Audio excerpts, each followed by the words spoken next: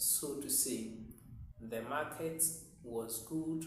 The rainfall pattern did not disturb us like last year, though it also had a challenge. It rained too much. A lot of farmers had their crop dead because of the too much rain. But overall, we can say it is one of the best years considering the market outcome. Tell us what goes into watermelon farming. A lot goes into watermelon farming, most especially money goes into it, time goes into it, and a lot of sacrifices has to go into watermelon farming. You need to be so much determined and spend a lot of time on the farm if you want to produce watermelon. How expensive is it to do watermelon farming? It is quite expensive, but not expensive in the sense that the outcome always outweighs the expenses that you spend in it. For instance, if somebody spends 3,000 to produce watermelon, you may be harvesting around 15,000, let's say 12 to 15,000. So you will see this amount and relate it to the expenditure, and you see that it is not all that expensive. What is the potential in the watermelon farming sector in the Upper West region? Very big. They have a very good potential that the Upper West region, no sooner than later, will become a hub of watermelon production and will be serving the entire Ghana and beyond. For instance, last year my produce went to Niger. It was not even sold in Ghana here. The buyer was from Niger and they have to take it that place. So the land is good, it is supporting watermelon. So if we cross fingers and invest much into it, Upper West will be a watermelon production hub here in Ghana and in West Africa. What are some of the challenges that watermelon farmers face? Challenges mostly have to do with the rainfall pattern.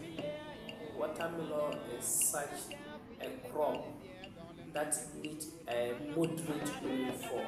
When the rain falls too much, it goes bad. You have rotten fruits. And when it doesn't rain too, then your crops are going to die. Last year it didn't rain, so we ran at loss. This year it rained too much and some people too were badly affected. So we just need a moderate rainfall, and it has to also do with the market. One of the biggest challenges is market. Watermelon is a perishable goods, and the kind of farming practice that we do here, somebody just jump into the field and start farming to produce without having a market, a sure market. So when it's time for the harvest, it can stay on the field for more than 2 weeks when it is due for market. Then, but you don't have a buyer. You are running up and down, calling them. They are turning down up. It's frustrating. So the market availability is the biggest and the heartbroken issue for farmers. So what happens is that they come buy it at any price that they want, and you have to dash it. If not, you run at loss. So, what do you think farmers should do before going to the farming since market availability is a very big issue? Farmers have to make sure you have a market, somebody who said produce and what can I buy before you go to produce. And in the advanced level, you have to even that to be documented, a contract between you and then the potential buyer. Sometimes some form of financial commitment have to come into it. The buyer commits and you too also commit. Now, one advantage that we watermelon producers see in the Upper West region has over our other competitors in the other regions is that watermelon from our land is more sweet, is the sweetest as compared to all other parts of the country. That is what we are being told. Apart from that, we would have always get buyers because our place is far. Somebody is producing in Techina, the buyer is coming from Accra. You expect her to bypass those in Techina and travel to the Black Water all the way at Kampala to buy watermelon. It's financially not prudent. So they prefer buying down there. So until they finish their own, then they come up north. So if you don't have a buyer who will say that, oh, I will sell, leave those one there and just come and buy because you are my customer, then the people will not come.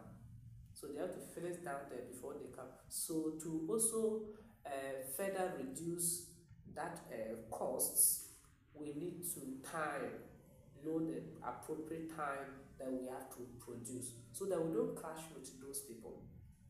It's business the person is doing. If he can get the same product at the Chima, get them at Wale Wale and other places, the person will not want to come here. But if we are a bit later than them, after they finish those ones, they will come up here too.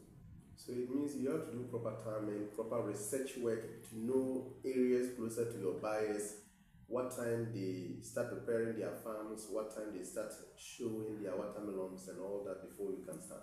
Yes, that have to be done seriously. That have to be done. But the farmer, I still don't get it some of the time. All these preparation we are talking about depends on when the rain falls. If it doesn't fall, you can't farm.